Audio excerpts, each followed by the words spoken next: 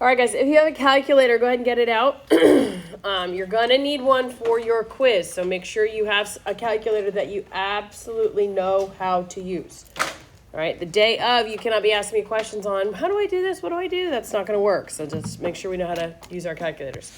I put a quiz review up. I'm going to go over as much as I can of it tomorrow in class, but you guys need to work on it tonight for homework.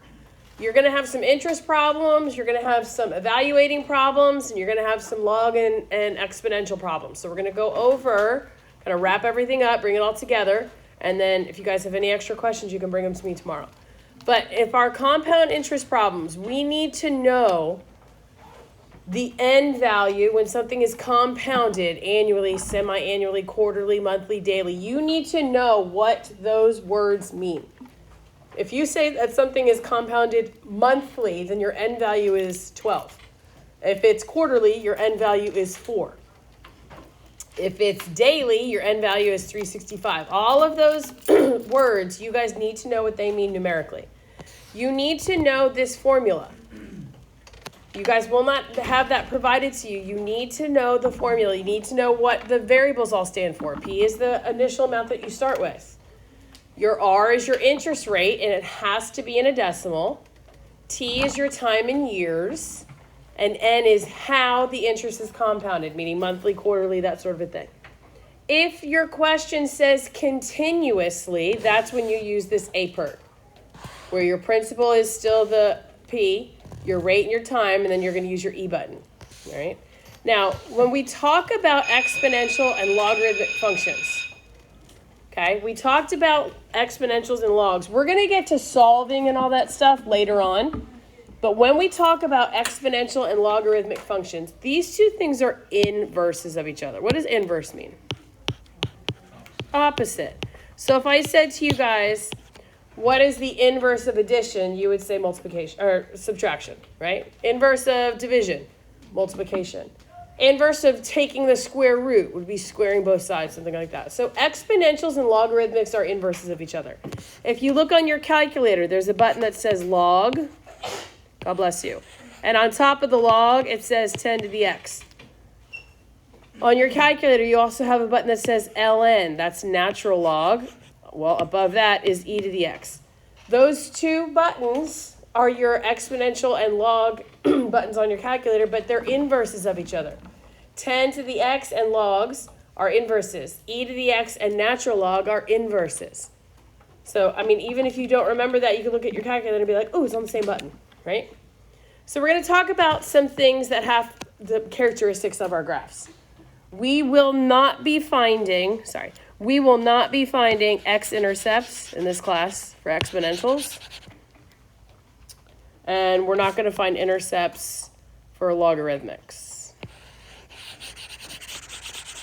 We'll do that later on, but we aren't going to do that right now.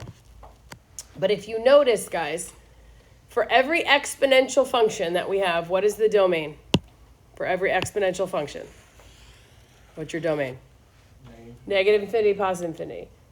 Now, it should make sense that since exponentials and logs are opposite or inverses of each other, if the domain of every exponential is negative infinity, positive infinity, well, then the range of the logarithmic is negative infinity, positive infinity. They switch spots.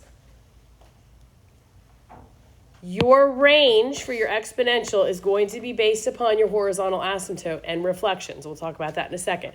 But your range is either going to be from negative infinity to the horizontal asymptote or the horizontal asymptote to infinity, depending upon if it flips over the x-axis.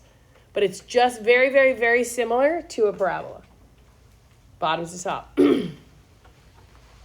Your horizontal asymptote is always going to be the vertical shift in your function. We'll talk about all this in a second when you guys see an example.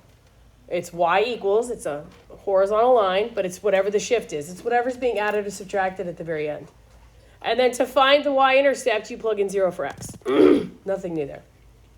So we talk about logs, all right? A logarithmic function, first of all, it has the word log in it. I know an exponential function is exponential because there's a variable in the exponent.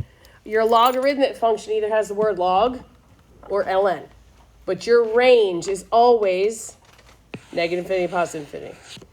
When we talked about rationals, and you guys found the domain, it went hand in hand with your vertical asymptote. Same thing here.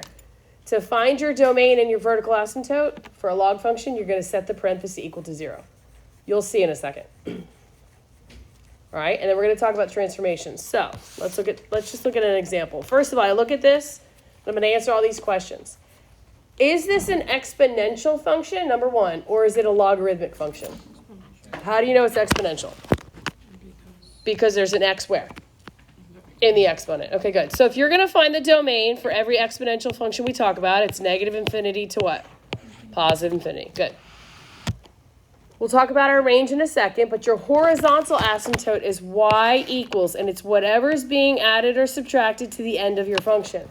So what is the horizontal line that this is going to get really, really, really, really close to, but not touch? -1. So y equals -1. Good.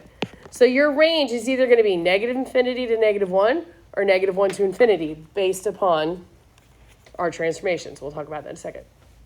How do you find the y-intercept for anything? You plug in 0 for x. All right, you guys will have a calculator, but you can do this without a calculator. If I say -2 to the 6th power minus 1. 2 to the 6th power is 64. So -64 minus 1 is what? -65. So when I plugged in 0 for my y, I got out -65. Sorry, 0 for the x, I got out -65 for my y. All right, now let's talk about transformations. Okay, your transformations are no different than every other time we've talked about transformations. You read from left to right. When there is a negative sign in front of a function, what does that say that it does to your function? Reflects over what? It reflects over x. It flips over the x-axis. Good. All right, then I'm moving along, and I see a +6.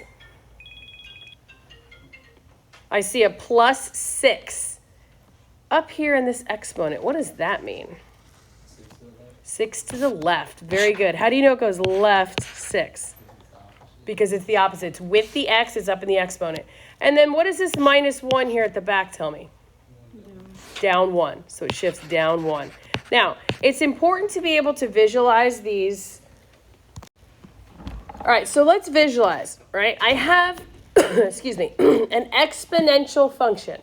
My exponential functions generally, look, it's going to have a little picture, right? -1, it's going to get really close to, but not touch. Now, is my exponential function up here like this, or is it down here like this? How do you know it's down? Because it reflected over what? X. If your exponential function reflects over x, it flips from the top to the bottom. So think about what your range would be. This is negative infinity, this is -1, and this is positive infinity. If it's flipped, is it going to be -1 to infinity or negative infinity to -1? Very good. Negative infinity to -1. If it was a positive, it would have been -1 to infinity. Just the same, guys, as if we had a parabola. All right, so let's scoot on over here. We're going to do the same thing. What kind of a function is this? Is this exponential or is this logarithmic? How do you know it's exponential? Because x is in the exponent. Good. All right, so what is my domain for every single exponential that we're going to talk about? Perfect. Negative infinity to positive infinity. We'll talk about our range in a second.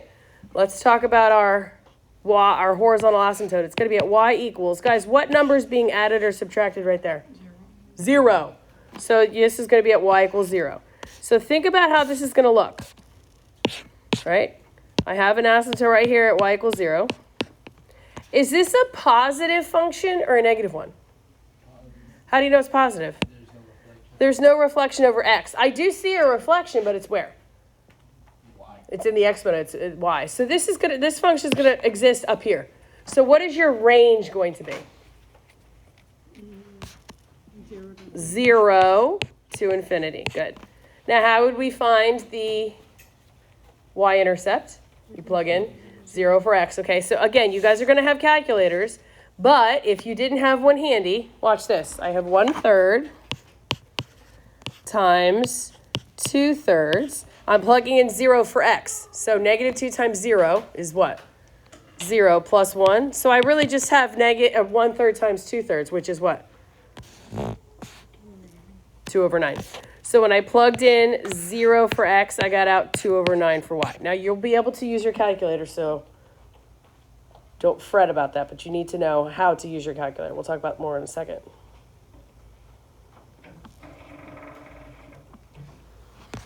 All right, let's talk about our transformations. You guys are going to have a question or two that you have to identify transformations. These are the same transformations we've talked about 19,000 times. What does this 1/3 out in front mean? It's a what?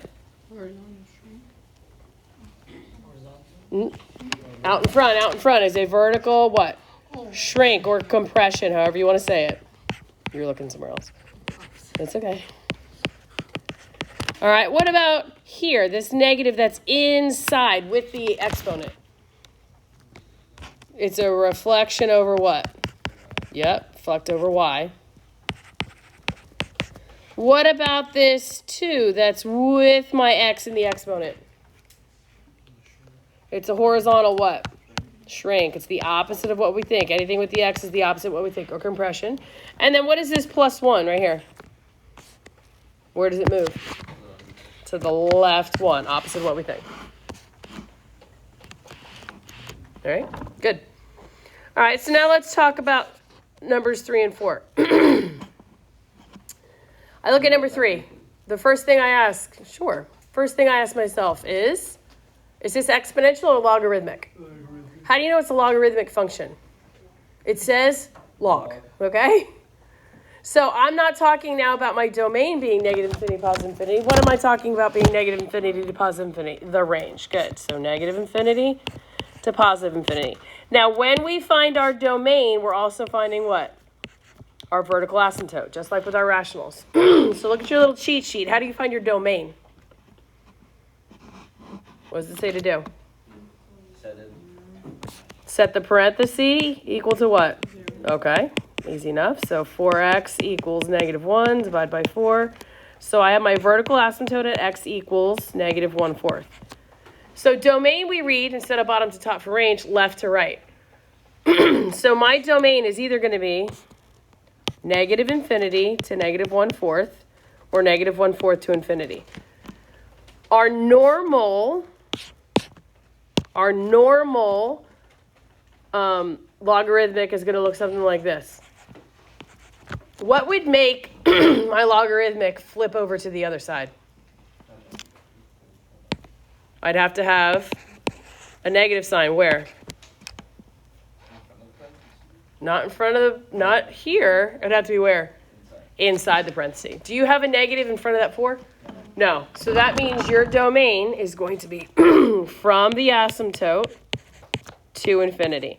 If this was a -4 there, it would be -infinity to -1/4. In an exponential, it's just the opposite. It's out in front. If the negative's out in front. If it's logarithmic, it's if it's inside. Now, we're not going to find, on the quiz, we're not going to find x-intercepts, but I'm going to show you how, and then I'll show you where we're moving towards. To find the x-intercept, you plug in 0 for what? To find the x-intercept, you plug in 0 for what? For y, okay? I don't see a y in my... Oh, f of x. Good, same as y. So this says 0 equals log base 3 of 4x plus 1. So you guys are like, how do I get rid of that log base 3? What did I tell you? Exponentials and logs are of each other. They're opposite. They're inverses. So what is the opposite of a log? It's going to be an exponential function. So you're going to take this little number here, little 3, and you're going to write it as the big base. And everything's going to go up into the exponent. And we're going to talk more about this at the end of the week. But what do you think happens when you have 3 to the log 3? It cancels. They're inverses of each other. So you're left with 4x plus 1. So what you do on the right-hand side, you have to do where? On the left. So I'm going to write a big 3. And then what's going to go up in the exponent? 0. Okay, well, what's 3 to the 0 power? 1. Now, could we solve this? Yeah, you just subtract 1 from both sides. So 0 equals 4x, divide by 4, and x equals 0. So your intercept would be at 0, 0. You guys we're not going to have to find those. I just want to show you that's where we're going. It's where we're going towards. All right, so let's find our information here, and then we'll move on to the next thing that I want to just review with you. What's the domain for this function? How do you find it? Okay, domain and vertical asymptote are the same thing. How do you find it? Parenthesis equal to 0. Good. So x equals 7 over 2 for my vertical asymptote. Okay. Now, how do I figure out what my domain is? Is it negative infinity to 7 over 2, or is it 7 over 2 to infinity? It is 7 over 2 to infinity. Why is that? Because there's no negative right there. If the negative is inside the parenthesis in front of that number, that's flipping it over the y. What is your range for this function? Negative infinity to positive infinity. Perfect. Good, good, good.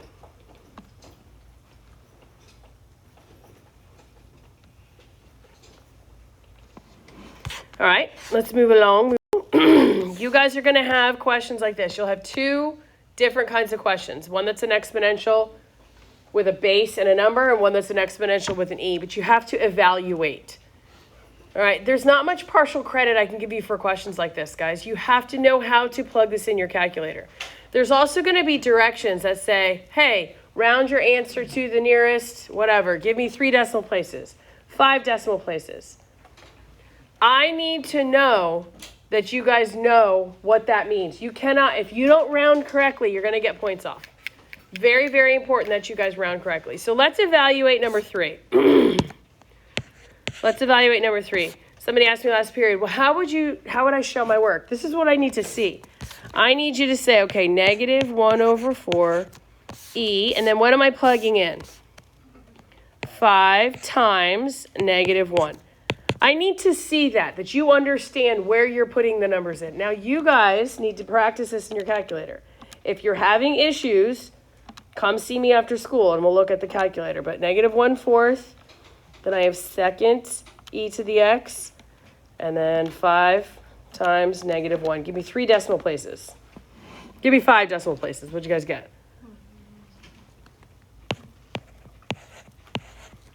Go ahead. For this part of this calculator, you would do this first? Yep. And then and the 1 column? Yes.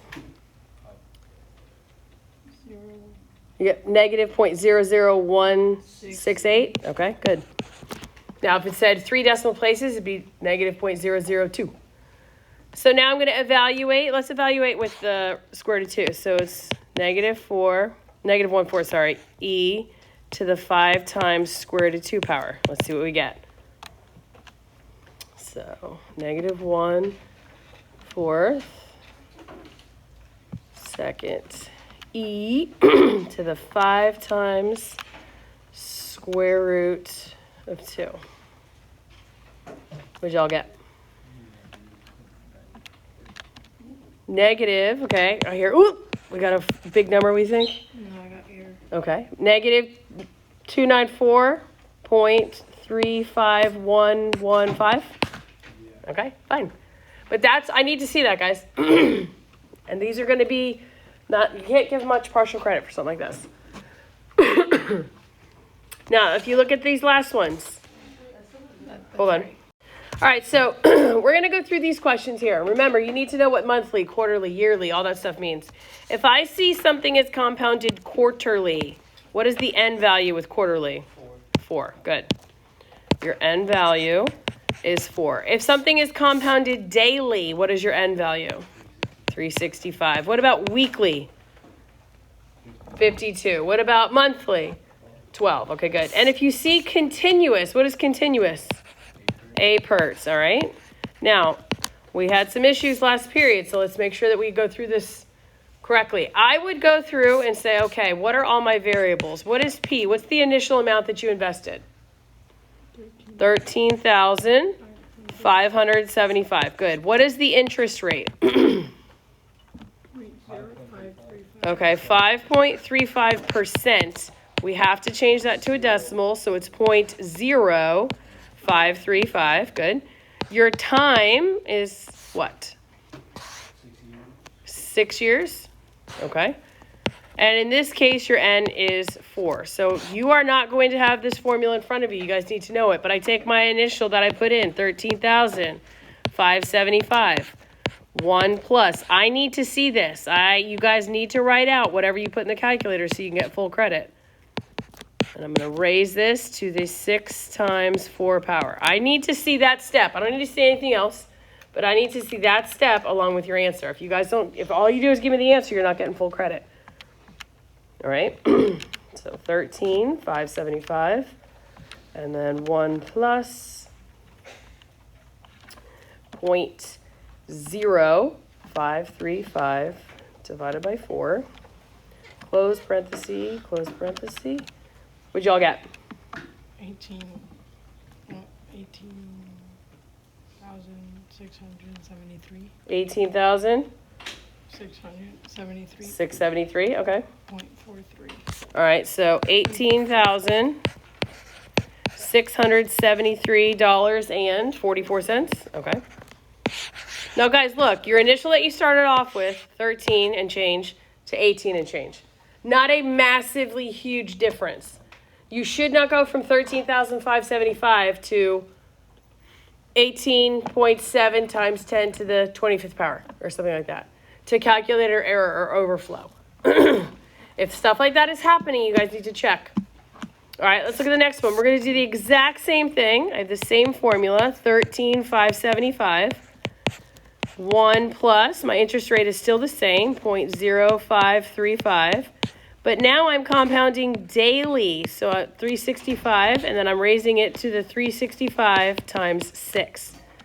All right, just practice with your calculator. 13,575. 1 plus, I have 0.0535 over 365. 575. Where'd you get 575? And then I'm going to raise that to the 365 times 6, right? What do you guys get? Tell me. 18,712 and 77 cents. Huge difference? Yes or no? Is that a huge difference from the answer that we just got? No, it should not be a huge difference. Yes, ma'am. Do this first. Yep, inside out. Multiply that. Do the fraction first, Right. add 1, Right. raise it to the power, then multiply. Yep. What's the answer to the first one? Like the 18,000 what? 673. That's a 6. All right, then the last one, it says continuous. So we don't use that original formula. We use a PERT.